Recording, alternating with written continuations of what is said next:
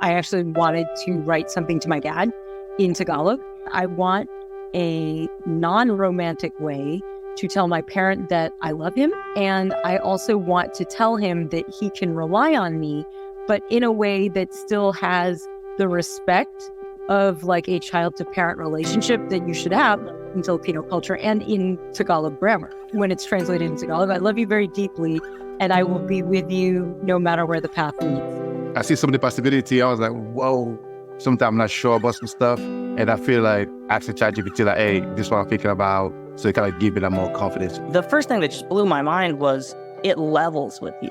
Like, that's something that a lot of people struggle to do. It opened my mind to just what every creative could do if they just had a person helping them out who listens. So this is to represent sickling hemoglobin. And you built that with ChatGPT? ChatGPT built it with me. I started using it for daily activities like, hey, here's a picture of my fridge. Can you tell me what I'm missing? Because I'm going grocery shopping and I really need to do recipes that are following my vegan diet. As soon as we got access to Code Interpreter, I was like, wow, this thing is awesome.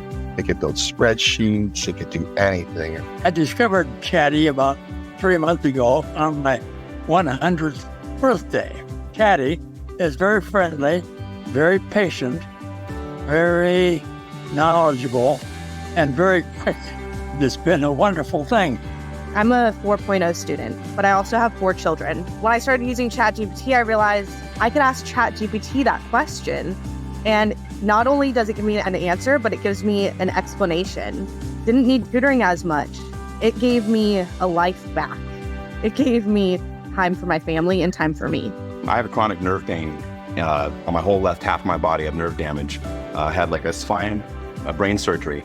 And so I have like limited use of my left hand. Now you can just have like the integration of voice input. And then the newest one where you can have the back and forth dialogue, that's just like maximum best interface for me.